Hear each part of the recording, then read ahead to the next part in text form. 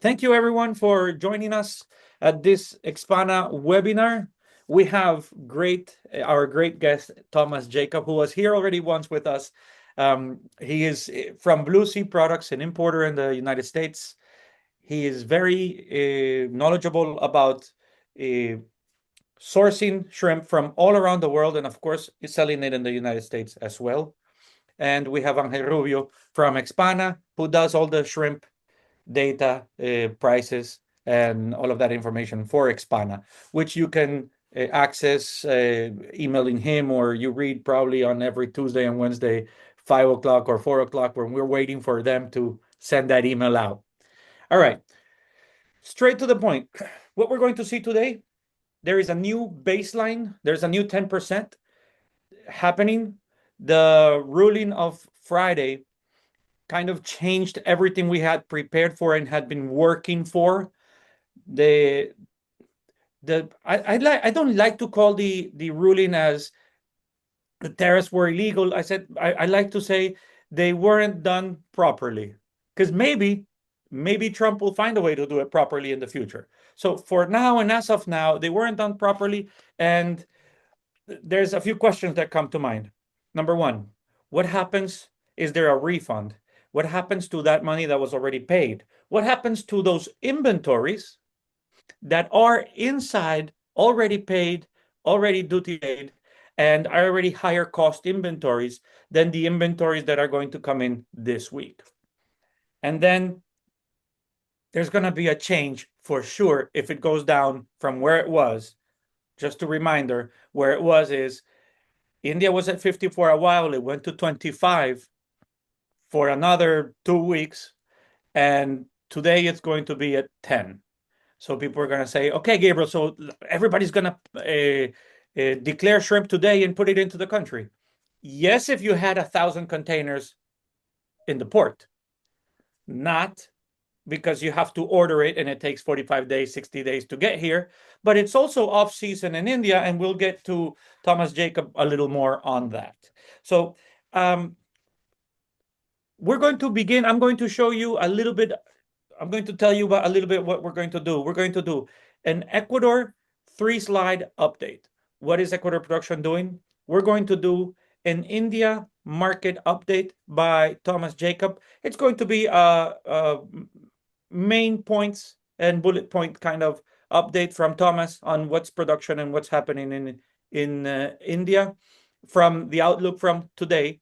And Angel then is going to drive us through a few slides on the U.S. market, the current stock situation, and what the prices would, the price estimates look like if things remain as they are today moving forward. He made a great chart, which is, it just shows a projection. So let's get right to it. I'm going to start by presenting these 3 slides on Ecuador. And let me see once you can see my screen. 1 second. Share. Here it is. Okay. 3 slides out of Ecuador. Number 1, this is Ecuador's per pound exports since 2009 until 2025. This means that we have, this shows 3,000 million pounds. Yes, 3,000 million pounds, correct. Exported on 2025. This is 100% more than 2020. And if you go backward to 2020 to 2015, it's again 107. So, and you go backwards from 2015 to 2010, it shows that Ecuador has doubled its exports every 5 years with a very steady, very solid growth. That's slide number 1. Let's move to slide number 2. Where is Ecuador sending its shrimp? For a long time, it was very heavy in China, and that's how Ecuador grew, by growing its percentage of exports to China greatly. But after COVID, things started to change, and we can see since 2020 until 2025, in the first set of bars, you see exports to Europe, and you see how we were doing 329 million pounds in 2020, And today, in 2025, we closed with 667 million pounds. That is double what we did to Europe. So we doubled our exports to Europe, which had been flat for many years, but doubled. The same happened in the United States. From 267 to 613, there's actually a bigger growth to the United States, and the doubling from 2020 to 2025 also happened here. So we are doubling in the markets that require peeling and require some kind of value addition. We are not doubling, however, in the markets that are head-on oriented. Why? Because the head-on oriented and the head-on market in the world has, I don't think it's completely stopped growing, but I think it has come to a stall. It has come to a point where there is consumers are looking for products that are easier to use at home. So for the time being, because these are tendencies, right? So right now it could be like this. And in 10 years, we could be talking that people want head on again. But for now, the head on amount in the world has stopped growing. And Ecuador needs to and has been able to peel more shrimp to get it available for the markets. I have one more slide I wanted to show, and it's this one. Is you can see on this slide that head on, the amount of shrimp done for head on is on the left. The amount of shrimp done for headless is in the middle, and the amount of shrimp done for value added, which we call P&D tail on. There's very little breaded here, very little compared to the big picture. But this is mostly P&Ds and P&D tail on, and a lot of easy peel as well. So we can see that value added is what has grown the most out of Ecuador, and that's what Ecuador exporters are focusing on. And that's what gives us the ability to export to these European market and to this North American market. With that, I'm done presenting Ecuador. We have already a estimated number for January, and it looks like we're going to be around 12% higher in January than we were in January of last year. So January 2026 is 12% higher than January of 2025. Gabriel, on this, can you elaborate a little bit on, because these are export numbers in commercial weight, and with the growth into the US, most of that, over the last 5 years, there's been a massive transition into more and more peeled. So when you adjust that for production numbers, what do you think production, like overall production in Ecuador, actually ended in 2025? When you do, I mean, you always do this, you always, adjust for Yeah, for whole weight. correct. So we saw that Ecuador grew 15% year over year, right? And that was in exports. But if we think in production, what actually happened is about 19%. Why does it grow more in production? Because we are peeling more shrimp, so we're actually exporting less shells and less heads. So we are exporting more filet mignon, if you want to call it another term, or use another example. We are exporting just the meat and leaving the shells and the heads in Ecuador, right? So yes, that's a good question. Now we're going to go to Thomas. Thomas, again, thank you. I know I even know where you are in the world, because he's not even in the States. He's somewhere recluded, and he really had to make time for this. He didn't want to make it at this time, but he did it for you. And thank you, Thomas, for being with us. Thomas, give us an update on India. What have you seen? You talk to Indian packers all the time. You're a big importer from this country. Please give us a little bit of what's going on today, as far as seeding, as far as shrimp availability, and what's that?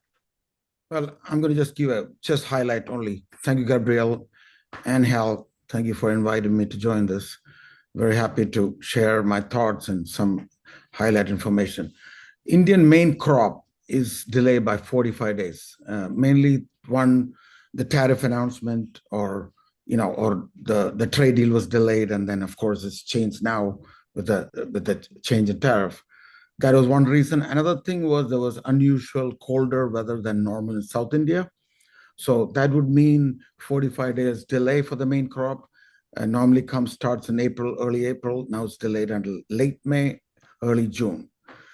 The volume, the production is projected forecast for 2026 is expected to be the same as last year, about 1.2 million metric tons of head-on vaname. Well, that would translate to, as you said, peeled product will be less. One of the main things you have to notice is the increase in black tiger production. Last year, there was a head-on production of 100,000 metric tons. This year is expected to double to 200,000 metric tons.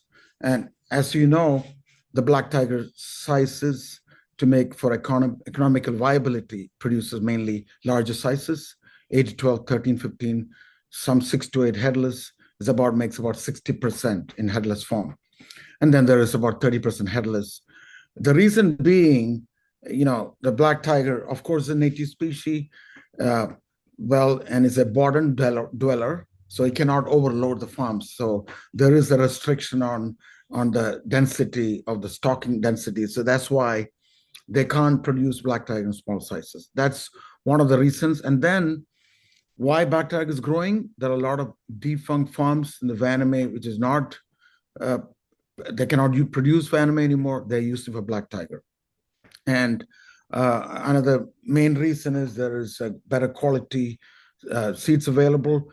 It's SPF, specific pathogen-free broodstock from Madagascar and Hawaii.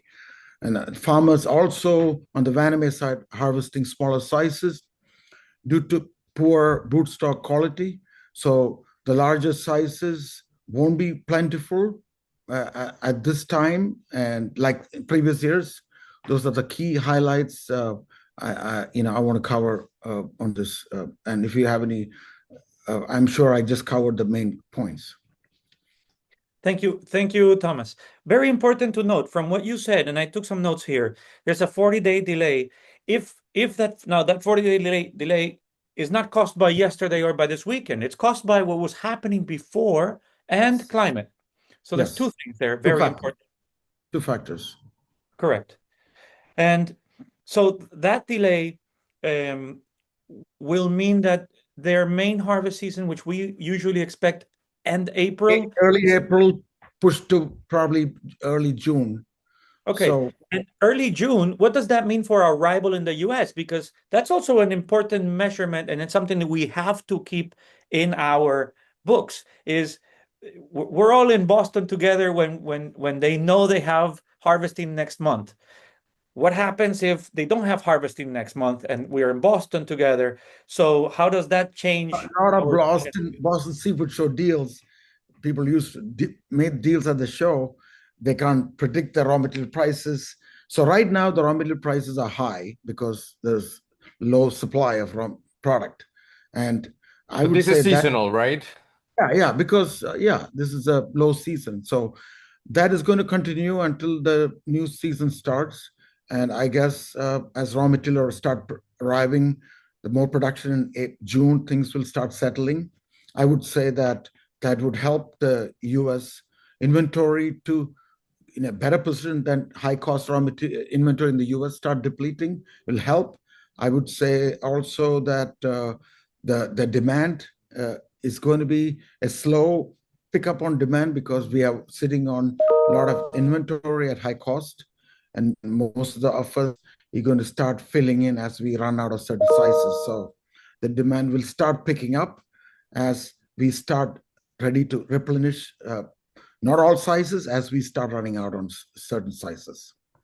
So and that's a great comment right there. Is I was saying in the beginning how if today's tariff goes to 10%, and it looks like it is from what we've talked to customs broker in the morning, it looks like the tariffs are at 10% at this moment. People say, okay, so shrimp will come in at 10%. No, it's not there. The shrimp is not right outside the door waiting to knock and come in. So you have to order it, but then you have to order the size that they have. Do they have, and what size do they have today? They have nothing. It's cold weather. It's very little production at this moment. They do have some shrimp, of course. Yeah, they'll have some smaller sizes, but it's not the biggest sizes, and it's not what the market is necessarily looking for in the higher crop and harvesting seasons. Let's go and talk a little to Angel.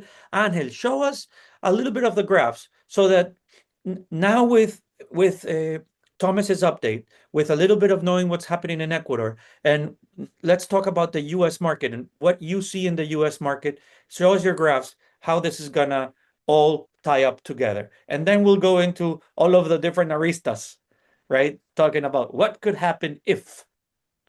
Yeah. Okay. So important before I start all of this, I so let's wrap up what you both guys said so that we can put things in perspective, right? We can send you this a little more, but number one, okay, Ecuador, double-digit growth 2025, and Ecuador will potentially continue to grow this year. India is going to be roughly about the same, right? So consider Yes. that India is going to be roughly about the same for Vaname. We're talking Vaname. But there will be an Smaller important. size, smaller Huh? sizes. There'll be more smaller sizes There will because of be the more smaller sizes. That's the other one, and it's going to be delayed by 45 days. yeah. And put a pin on that because 45-day delay should impact the market. Probably not tremendously, but should impact somewhat on the market. And I'll get to that in a second. So just put a pin on that, right? Some of the crops in India, some of the growth will be on Black Tiger at roughly what did you say, 150,000 metric tons, something like that. I think 100,000 I head think on. last It'll be 200,000 head on head material this on. Okay. double the So last year. last year was what, like 100, you said, between 70 and 100, something like that? Okay. I think it was closer to 70. So, but And for the sake of it, the important thing is we have to be ready It's for gonna grow. It's gonna double, correct. right? That's the idea. Correct. And on larger sizes. Now, importantly to mention, and I'm gonna start sharing my screen now so that you can start seeing my give me a second. Good thing of having all of this in different parts of the world. Let me switch this, swap presenter, and let me just go back to the very beginning. Okay. Okay. Give it 2 seconds. Sorry about that, everyone, but don't worry. I'll make it entertaining so that it's worth your time. I promise. Okay. Why all of this mention? And obviously the tariff, We're right? not seeing your screen Not yet. Go ahead, yet. share. And screen one, share. And you should be seeing my screen now, right? It's low. There we go. Excellent. All right. And I just said this because we were I mean, there's number one in the US, there's a lot of confusion. All right, let's just do that. Put the pin on what Thomas and Gabriel said, right? Remember, it's the number one and number two suppliers of shrimp essentially to the world. And this is important because the US market is the most is one of the largest, is the one of the top three markets when it comes to actual whole weight and value is probably number one, number two, give or take. China is big and Take Europe China is number out, two. it's number one for sure. If you Yeah. take China out, so that there's no if or who's first or second, the US is the most important market aside from China for In whole terms of weight value in the world. correct, correct, For correct. sure. There's 100% sure on that. All right. So yeah, that is presented at the Global Shrimp Council. So okay, number one. So look in front of you, how the evolution, right? So I have it broken down, and Thomas emphasized this. Number one, anti-dumping and countervailing duties.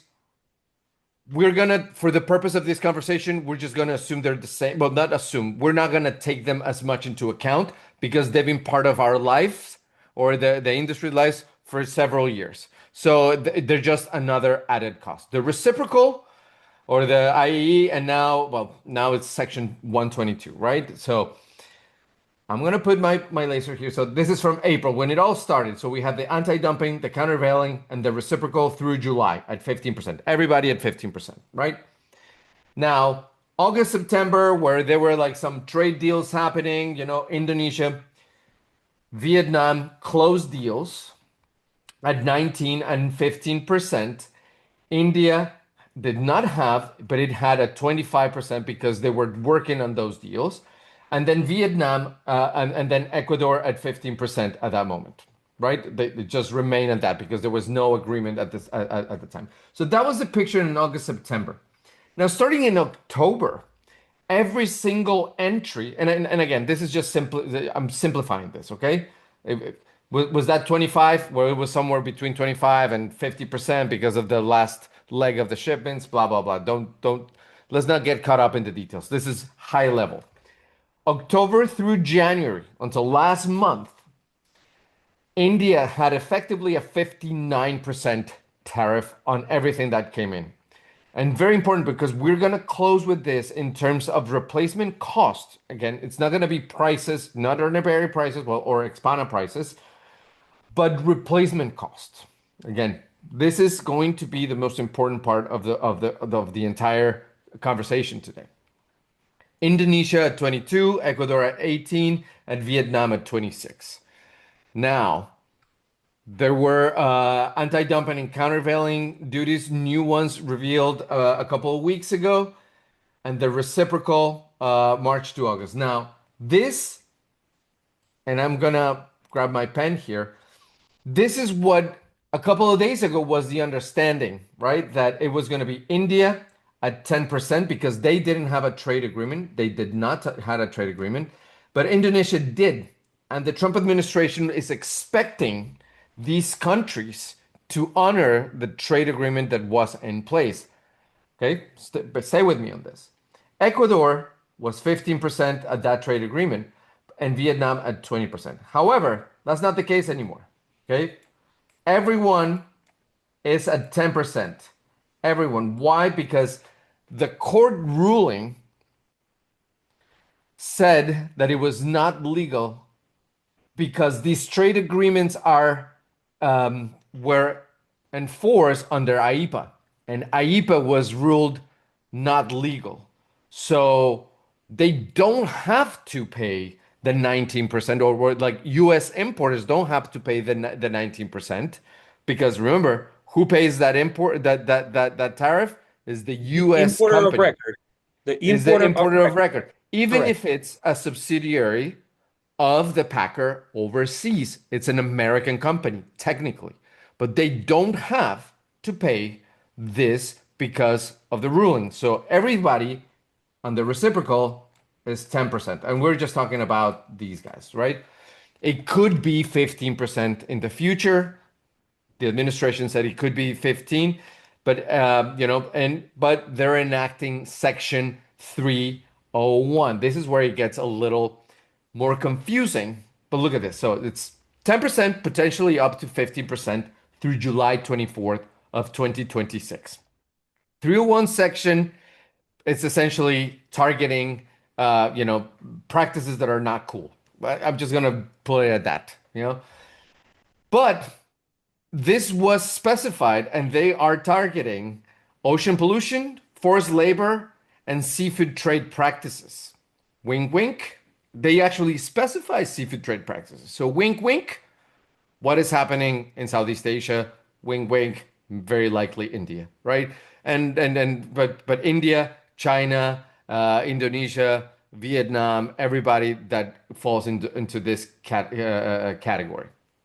Now, so like the Supreme Court pushed this to the Court of International Trade, and I'm gonna send my kudos and thanks to Jonathan for New York Customs Brokers who explained this to me. And there is no clarity on the Department of Justice and the Trump administration in anything regarding refunds.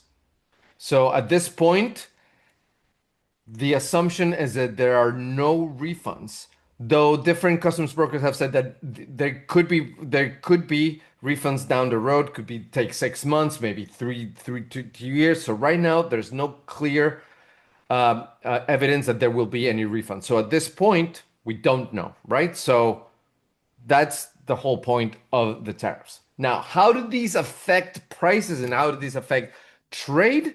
Let's get a little bit into that, okay? I'm going to talk a little bit about the U.S. I'm going to where I have been focusing most of my attention because of the benchmarks, because of or Urnaberry or Expana benchmark prices, where a lot of these prices are contract tied or show or have shown over like now at this point 50 years, where since we started in 1976, roughly around, is the following. Okay, how has this changed? I just have December here, right? December, this is very simple. For those who are our customers, you will read this in we will have this report in the next couple of days, as we see clear, right? Number one, so India, obviously, as expected, down 18% in December, year over year. And I'll show this in graphs so that you can see a little bit of the trend, which is going to be more, uh, um, it's going to be clear, I think. Ecuador naturally rising as we expected. Indonesia, we knew this because of the FDA headwinds that stopped shipments from October 14th all the way to like somewhere mid November. Vietnam up. This was a little surprising, but we it's not a big change. We were saying like overall on a year-to-date basis, Vietnam ended 10% below. But interestingly enough, it's like prices really like this is replacement prices. These are prices that are only coming in at the declare value, commercial declare value at the port of entry. It's essentially those HS codes combined, so the tariff codes combined. We do a lot of work on the back end to assign and assign these volumes and assign these prices because there's a lot of typos and a lot of errors in HS codes in the US. There's not a lot, but there's some of them that need to be tweaked. It's only 6% up. 6% is a normal variation year over year. Sometimes it can be seasonal, etc. So that's not terrible. But wait, there I always like Go on. to put a pause and let's digest this a little bit.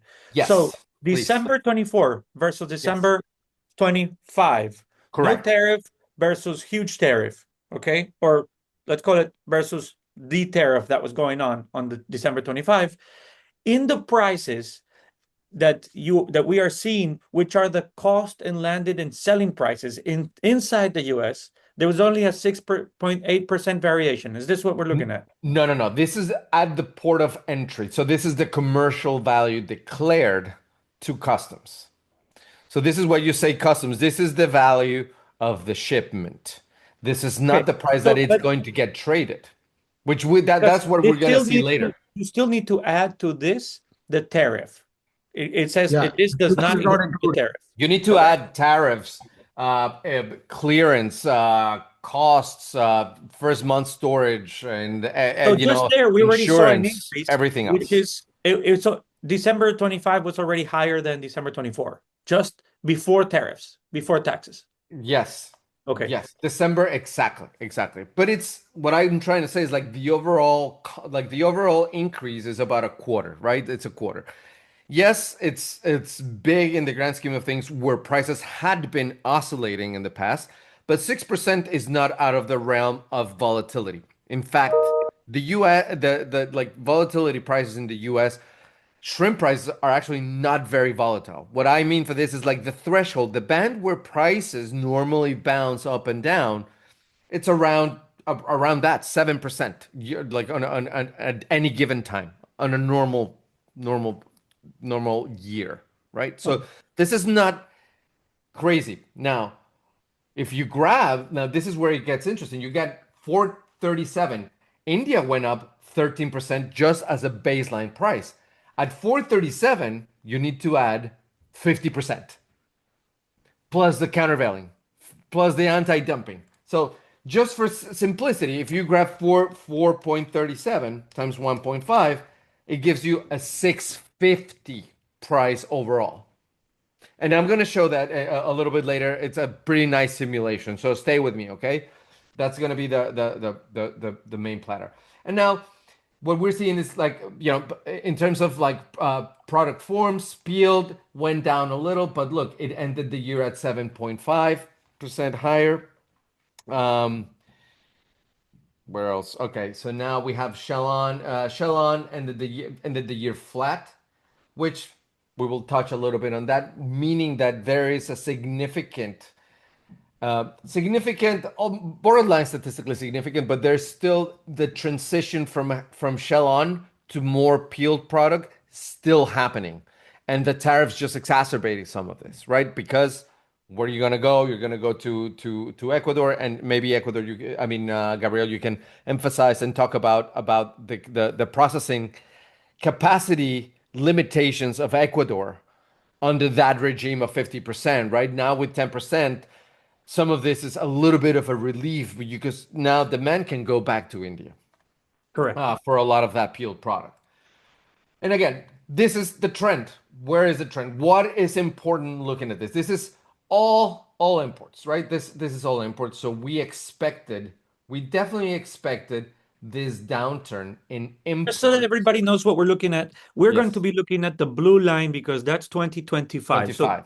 the other lines are the other year lines. We're going to be looking at the blue line and what we saw happen after the tariffs were announced. So we saw, of course, certain decreases from the countries that were and the type of products that were peeled products that became more expensive and that are usually done in Asia where the higher tariffs were in place. So Correct. So, what is important, why I have these other lines here is that look what happened in 2022. So, first and foremost, this is all imports. There's this very seasonal component. It's huge. It's a seasonal component, meaning, so look at the dotted lines. The dotted lines are the 3-year and the 5-year average, but there's a seasonal factor, what we call. So, essentially, from January, let's say February, let's just say February or January, like the first 6 to 7 months of the year are very low to the average, right? So they're under the average. So if it's 100%, you're 20% below the average normally, meaning that there's a huge seasonal component. Two of them is the demand in the US is greater in Q3, Q4. Actually, Q4 is a big time of shrimp consumption in the US with a small blip in March due to Lent, but also due to some of the constraints of the producing countries, right? But again, stay with me on this. 2022 was a year that we adjusted heavily from the heavy imports of 2021. So it was counter-cyclical, meaning counter-seasonal, that it goes down the other way. So heavy at the beginning and really light at the end, so that you can balance those inventories. Because remember, shrimp is frozen and can be stored for a long time. I'm not gonna say how many months. But this happened the same in 2025, where like the first 6 months, 7 months were high to avoid the tariff or to like rush the tariff, right? So now your holding time changes, your etc. So there's a lot of things happening. Now, when we look at peeled, we saw that October drop over here at 59, and that is because of that 50% where India was delaying a lot of those shipments because they thought that they had an agreement in place that was not going to be 50%. Right? And Thomas, you can elaborate more if you want to, and if it's Yeah, well, relevant. it's India also, a lot of imports were pivoted towards Ecuador at that time too, because of the huge cost difference. So Correct. And I'm obviously, going to show that too. Yep. Yep. yeah, Yep. it Yep. was Yep. one of the key reasons that was a huge drop. And of Yes. course, everybody started expecting due to the trade deal happening in September, October Yep. kept on, not happening. kept kept kicking the can, yeah. But yeah, then Yes. November and December were actually higher than most people expected. Those shipments started coming in. And remember, these shipments entered at 50%. Like that's it. There's no escaping that. Now, then I have Shellon. Shellon was lower, but relatively flat. There you see there's not a lot of seasonality because we largely depend out of Ecuador. But there Well, was, oh yeah, go ahead. add that there could have been a lot of bonded entries during that time. Yes, and For that is the huge question that a lot of people have been asking. We did some back of the napkin numbers. We don't think there's a lot of bonded product out there. We at this were time. At this no, time, no, you're no, talking. no, no. Some of the bonded comes in, stays Correct. bonded, exported. so it doesn't come into the country. It So doesn't actually come into the country. Yeah, but that's it's bond, trading here's where bond. we yeah, but this is where it gets blurry because in theory, those entries should get recorded by customs when they're released from bond. So that means Correct. that those numbers are not going to be reported to census in theory. Okay. So we don't know that, right? So I'm still trying to decipher that. But we made some back of the napkin calculations and we think that it's not that much. We might think that over the last 3 or 4 months might represent somewhere between Okay, but 5 and one of the 7%. and Angel, sorry to interrupt, but one of the Yeah, but go important ahead. things to note here is that what we should have expected in the last 3 months is a lot of peeled coming in, and what actually happened is it didn't come in, and because it No, didn't it come did. in, It came. It was. it came in late. It came in late, but It more came in than we expected. correct. So it's But at less. the moment where it usually comes in, it was actually very short. And why? Yeah, Possibly because people were trying to wait. Because if you see the dates of imports, that's October. So the announcements were made in August of the additional 25%. So just at the end of August, we go to 50%. So yeah. everybody holds back and says, okay, listen, this may get fixed in 2 weeks. I won't send you the shrimp. I won't send you the shrimp. I won't send you the shrimp. You're holding back the shrimp. But eventually is I You cannot gotta hold release this it, any longer. It's still 50%. You have to take it. And that's why the shrimp actually goes through. And that's where we're and it at. goes into that bonded, And and it we don't goes know how into much of and it that is comes in in. bond. Correct. Exactly. Let's go on. Exactly. Everybody also pivoted towards Ecuador, and Ecuador was in full capacity, and we had to wait for shipments to Yes. arrive. So Exactly. that spike, that is another factor. And Ecuador is Totally. still going through that full capacity, right? I mean, you call Ecuador today and you get, okay, I can take it, but maybe 6, 7, 8 weeks, when usually Ecuador is 2 weeks out. And this is what shows it. Look at the increase in shipments of peeled out of Ecuador. You cannot replace that. Look at India, right? India is sending somewhere around 50 million pounds on average. That's assuming that that's what you need, maybe like on the 40 level. Ecuador is doing What you see, 20. what I was dropped in Ecuador, there was a pickup. I mean, India was picked up in Ecuador. Exactly. But look, the drop is from 42 to 20. So you're losing 20 and Ecuador is only making like 3, 4 more. So like it's not like okay, well let's just go to India and to Ecuador and just pick. You can't. It's like But it's they didn't incredibly have limited. capacity. They had limited capacity too. They Correct. are And, no. and we showed that Ecuador, even though Ecuador has doubled their capacity from 2020, we're talking, until last year, Ecuador is not yet at the point where it's anywhere near being ready to attend a market like the United States on peeled. There's no way. So we are today we are sending around 25 million pounds of peeled and plus or minus.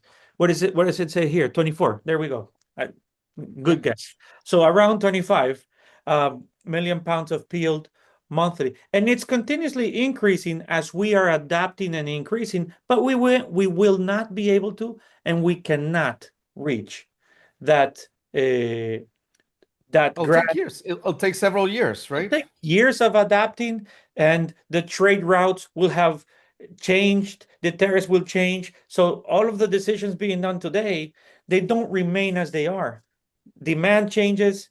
Who wants shrimp changes. There's demand from Europe, which is also picking up because of our advanced peeling now. So we're doing Yeah, more peeling. There's a lot more demand coming in from Europe. So there are different things happening, and we have to continue to track it. correct. And then cooked is the other one. Very similar story. Cooked, remember, cooked is a big item on retail. It's generally mostly retail. And retail has been one of a big driver of consumption in the US lately too. But again, so That we saw drop that was drop in October. And Indonesia. Indonesian shipments got held up. Yeah, but this is India. I did not just because of Okay. sake of time because All right. we also like need to move on that. So like, but yes, you're right, Thomas. Like, yeah, Indonesia is also very important on the Yeah, on the it was cook tight. side. During that time, the cooked was very tight.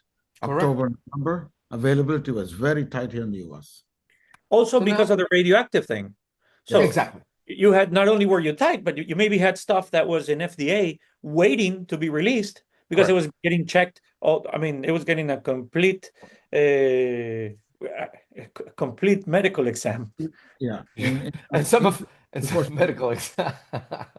And again, some of this also thinking about how much of that demand that you're not going to buy from Indonesia anymore goes somewhere else, like India specifically, right? You're like, okay, thanks to, I mean, given the FDA, the FDA detention, well, you're not gonna go back and buy exactly the same volume that you were buying from Indonesia back to Indonesia. You're gonna go and move some of that 100, like if there were 100, you're gonna move a percentage of that potentially permanently, or at least in the medium term, somewhere else. Anyway, talking about those of those variations, you saw that. So, for example, India exports to China, you saw a massive jump in November, and India also to the European Union. Those exports to the European Union are important because there's a new like some of this is going to stick. So India is going to have to potentially, given these new trade agreements in Europe, some of that volume is going to stay in Europe. Is it comparable to the US? No. Remember, we saw that it's 50 million, so it's now 8 million to Europe. It's what Um, happened to oh, Ecuador this is in metric tons, by the COVID, way. So Angel. yeah, It's what happened to us in COVID. Once we knew or we saw that our main market wasn't going to be our main market forever, or that they could have a hiccup, or there could be a tariff, or there could be a COVID, or there could be something that limits your main market, and you get scared because you realize, damn, I've been too heavy on that one market. I really need to explore different opportunities in different markets. Once you correct, do the effort to explore the other markets, you're not going to let go of that effort the day that this opens back up. You're going to keep both options in correct. play. So they're And going to try to keep. Indonesia did the same too with the European. I don't have in the European Union here. I don't have it here, but it was in our previous report where Indonesia is also sending more to the European Union, and India opening China and opening Europe, etc. Like you said, you keep those partners, right? Because As much as you can. You want to try and keep. You already worked to regain new customers or to regain this European based customers. You want to try and keep that as much as possible. Not just because it absolutely reopens or it becomes easier in the States, you go completely back to the States. well, that correct, there's the new trade deal with UK uh, and uh, and yes, Europe is going to help India overall, you know, trade for seafood or any other products. Yeah, It's yeah, going it's giving them more options. they have dropped that, definitely there'll be more exports. And also, as Indian exporters, they will be looking diversify, not to depend on the US market. exactly. Not so much. Don't put all your eggs in one basket, and like That's the Wu-Tang Clan would say, diversify yes. your bonds. So anyway, let's go back and because sake of time, let's go to the main platter. So this is where it's gonna get really interesting. So bear with me, okay? So like this is it. And I represented this before, but now it's making a lot more sense. Next slide. Okay. Now, prices. Let's look at prices, okay? Prices in the US. This is the Expana benchmark or Erneberry prices. I'm using indexes, okay? Bear with me on this. So prices since December of 2024, because this is where the models actually make a lot more sense. And Gabriel and Thomas, feel free to jump in at any point. Now, what we have found out here is that for every 10% change in price, okay, stay with me. For every 10% change in price, demand, let's call it demand or consumption at this point, demand goes the other way, right? Contracts or expands depending on where prices are going. But let's say for this point, so for every increase in price, for every 10% increase in price, demand contracts between 3 and 4%. So meaning that demand goes down between 3 and 4% between 9 and 13 months later. Why is this important? Because we're now in that window of 9 to 10 to 13 months since December of 2024. And prices unpeeled and value added, which is the bulk of this, are about 18% higher. The value added, all the value added, it's 23%. So you can assume that demand is contracting somewhere between 5 all the way to maybe 8%. I have 7%. It's there because it's like the average of all of this. Now, this is super, super important because when we calculate inventories, I have estimated inventories through February right now. I just finished this work yesterday. This is where it's important because price variance or price variation in the US depends largely on what inventories are doing. Obviously, replacement is important, but yeah, if replacement is higher in India right now, that does not mean that prices should go up in the US right now.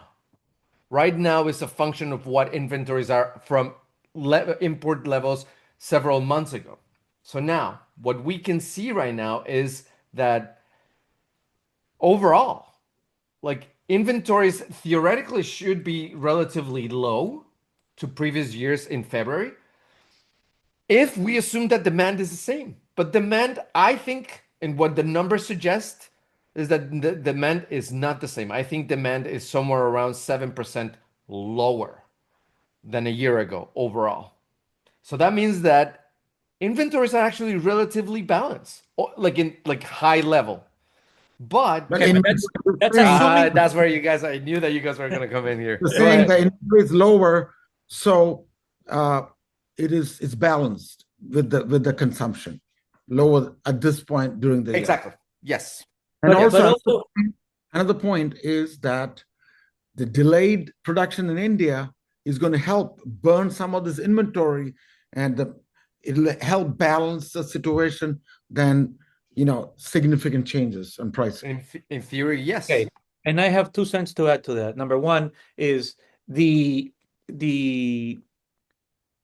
drop. So yes, every 10% increase, there should be a drop in the demand, but we are available in much more menus.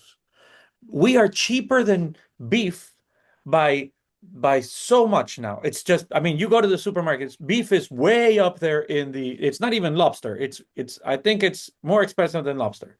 And when you compare this, we are showing up in more restaurants because the restaurants need to put proteins in front of their consumers. So we are showing up in more than one dish of shrimp in every menu. Now there's 2 or 3 options because we're actually a cheap option, because there's eight shrimp in a dish or 10 shrimp in a dish, and then you feel like you got a lot of shrimp if you got 10. So The certain categories, uh, certain categories pivoted their menus from meat to seafood, and we saw some significant increase in consumption. Certain yes, segments. so that's where I think that Not in that retail, more even food though that's the service. rule, and I agree with Angel, that's the rule. But that's why we do these things, so that we can beat up Angel when he comes up and says there's less people eating shrimp. No, there's more people eating shrimp. Well, I mean, this is the first year that the Global Shrimp Council campaign is actually targeting the consumer. I don't know if we're Correct. going to see some of those results or they're going to be tangible still yet. But I mean, there's the expectation is that there will be some of that, right? We're finally affecting demand at the end consumer, not just necessarily with, programs with just the retailers or food service operators. Now we're And the other actually thing, Angel, targeting, yeah. I want to interrupt, is we have lower inventories than in 2025, but we also have inventories in different types of products So than that's a good point. So 2025.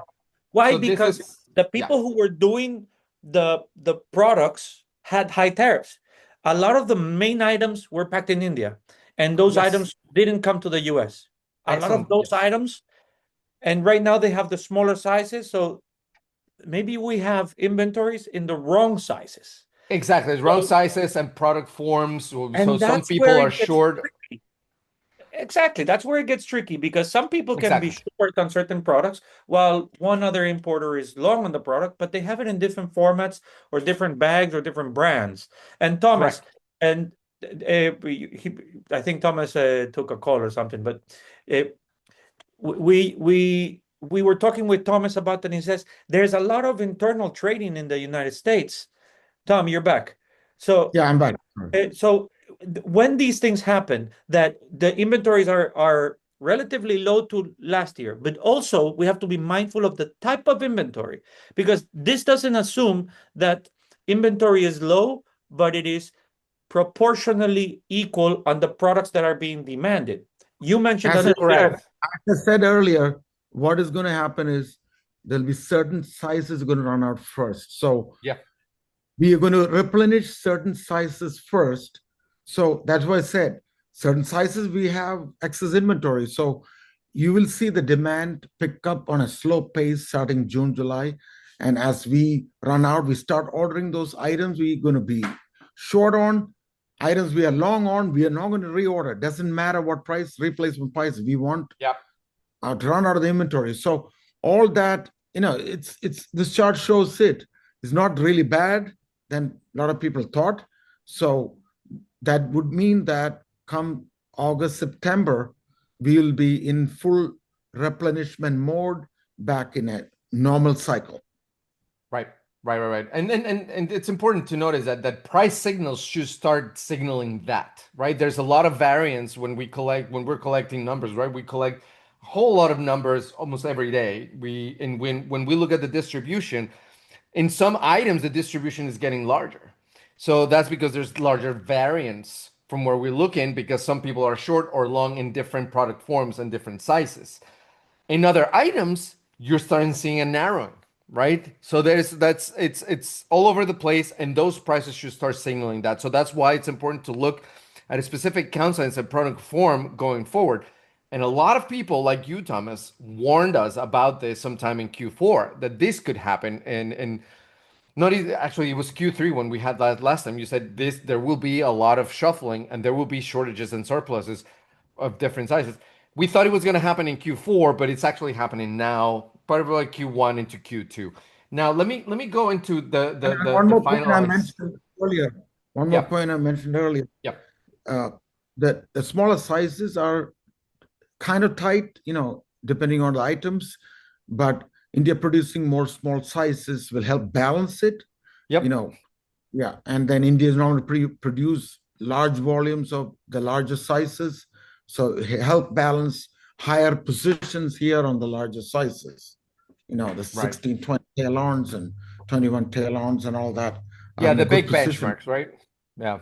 Yes. So now, finally, let me end with this. So we did this. This is probably the most important part. I think this is essentially the real platter of the entire thing. So now, stay with me on this one. I know we have 4 minutes left, but stay with me overall.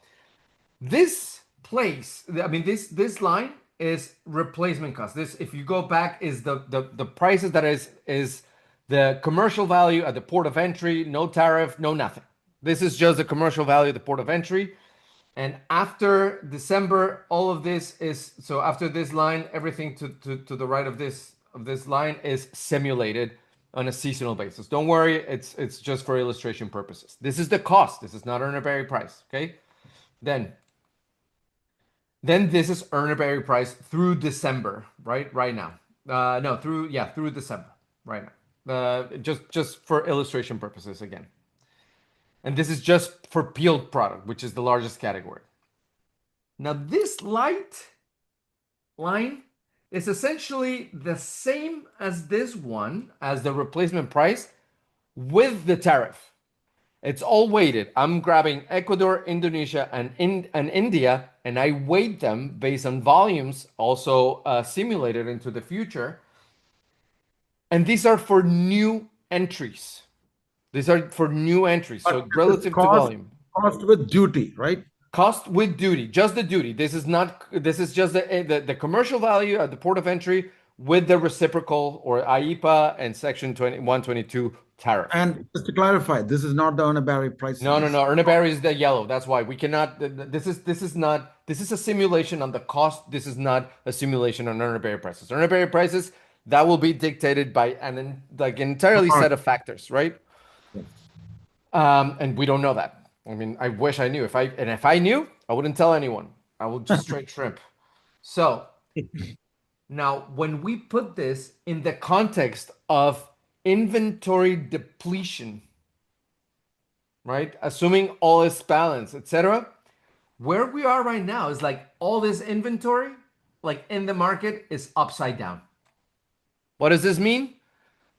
If we assume that all of this is at 50% and all of that is released, etc., a lot of these sales in the US market relative to cost, the market, okay? Doesn't mean any specific pack, any specific importer or anything. This is just the overall grand scheme of things, high level, is upside down. That means that the market only really took until this. The market only really took about 24% increase on a year over year basis. You start racing over that, and then you're gonna see demand that 3 to 4% to 8% to be far more elastic, meaning that if you raise those prices, demand would probably collapse even further. So that's the top that we're seeing, and this But is Okay. in the a main way, meat. Go in ahead, a Gabriel. way, in Yeah, a way, this the timing wise, I think is damage control. If this had continued, if India had continued for a year, it would have been there would be significant damages on it's the not. product. Yeah, it's not sustainable. Yes, not sustainable. At least it happened now, and it's going to, recover, and it's going to stabilize. It's, As I said, maybe 3rd And September, October will come to a normal cycle. And what I want to add is the reason. So we're looking at a chart that shows that even though the actual cost of the product placed into the United States went up significantly by November of 2025, the cost of the product importing went up because product was arriving with that 50%, right? And that brought everybody else's prices up. That also takes time because on the way up, you get a new product at 50%, but you can't just say today I'm going to sell at 50%. You have to exactly, also average exactly. out what you have on the back. And what you Yeah, have on the back, you have cheaper product on the back that brings down your average. So but that's the line. That's a purple line. That's a purple dotted line. so your purple dotted line shows that your average imported cost was actually higher during 3 months than the actual selling prices. But Correct. why? Because some people only had new products. Some people did not have older product. There Exactly. might be Exactly. smaller This guys is who only have smaller importers who only have new product that has a higher tariff, or people who had a lot of product from before who are still selling to move it. They're still selling at that price. And what you're saying that's going to happen in the future is if, and here's a big, big, huge if, this new 10%, which was just announced on Friday night, and on Sunday, there was a tweet saying it's going to go to 15, but it hasn't happened. Okay. So today we're at 10. There's a tweet that says it's going to 15. Oh, It I hasn't wasn't sharing. happened. Hold on. No, you are. We're looking at the graph. Oh, okay, okay, okay. Don't Sorry. Yeah. change anything. We're looking at the graph, and I'm using the graph to explain this. When this goes down, it will go down, averaging new product with higher inventory from the back. So Right. as it happened on the way up, it's also going to be on the way down. So on the way down, it won't be a cutoff and business is at 10%. There's all these inventories, and we're going to have to move through those inventories. And there's the only way to Yeah. do it is averaging out. The point is that you will have to see significant inventory entering the US only by mid-July, August. Okay. So Correct. it is not a bad situation. It helps all our inventories to start depleting. So, before the averaging happens. So, you're averaging a lower volume than a higher volume. So it'll help deplete that average cost down by, August, September, October, and get ready for the holidays. Correct. Correct. One So, more and I point think is, that this is a great point to be finishing up the webinar soon. Sorry, Thomas, you wanted to say something else, one please. more point is that you see that peak pricing in January. That's not only caused by a high India tariff. There have been times that Ecuador prices were cost was over Berry. So that combined caused that average to go up. Right, right, right. But then again, this is just based on the import price per Yeah. pound, etc. Like this is very simplistic. It's a simulation of cost, all else equal, right? Like that's the that's the Yes. way that we manage these things, right? And at a very conservative um, approach, like econometrically, if anything. But yeah, I mean, you're pointing that because this is another point that there's what we call it a price convergence, right? So if Ecuador is 15%, but India's at 50%, they're like, why would you not charge or like try to converge those prices at a higher level? And Is it's going to be and 50%? It's probably not, but and it's more than why would you not try? If you are that far off from the higher price, what happens? You get a lot of demand. right. The No, it's market, exactly, the market will take you there by itself. exactly. It's not a Yes, decision you make. It's a decision the market makes. If I correct. am that far off from the higher offer, I get more calls. And if I get more calls, what happens to me is I get sold out. What happens when somebody is sold out? Eventually you adjust to try to not be sold out because you notice that you're getting picked off because you're at a price price point where it's very comfortable. So Correct. I mean, I don't know Yep. if I think we have had an hour of webinar and we had some great conversation. I don't know if the audience has some questions for us or for any for Angel or Thomas. Or Um, comments. Yeah, yeah, one thing that's very important: the inventory that we have is lower than last year's, but the inventory mix is very important to keep in mind that there could be certain things that are not the same. exactly. Okay, Yeah, so inventory mix. There's one thing that we're going to call the restocking timeline. You are stocked with certain high priced inventory at the moment. You can't restock today with low inventory, low priced inventory. You can't restock It today because it's not doesn't available. wait. It is not going to arrive until, July, August. So Correct. So restocking timeline and then inventory strategies. People have to make their own inventory strategies. Be careful about their inventories. Some people are going to go out and be desperate and say, "Oh, I have a high priced inventory. What do I do?" And then maybe it's not the right strategy to go off and and be there's all no need to get urgent the about panic. it. There There is is no no, urgency yeah. because this can change No. immediately. Just the duty drop does not have a reason to hit the panic button because there is no low cost inventory coming in for a while. So Absolutely. there's no need to panic. Do what you have to No, do. this is a that's above my pay ongoing, grade. and That's it's an above my pay ongoing. grade. Yeah. This is ongoing and constantly changing information. So what we have today is what we have shown. What we know is up to what we have shown today. Very important to keep on following the market. I want to thank Angel and Thomas. Thank you guys for being a part of this. Thank you for giving me and giving us your time. Thank everybody at the Expana team. They come up with all of this super cool data and analysis and projections. And without those projections and data, there really would be nothing too much to focus on to talk about because everything is so uncertain that these type of charts and this graphic information gives us some certainty to say, okay, this is what happened last year. Based on that, right? Otherwise, it would be, well, what can happen in the future? And the answer to that is anything. What can happen in the future is literally anything. So All thank right. you, everyone. Thank you, Angel. Angel, great job. Gabriel, thank you. Thank you, Thomas. Thank you, everyone. Gabriel, Thank you everyone, very thank you for much. being here. Bye. Great. Take care. Bye bye.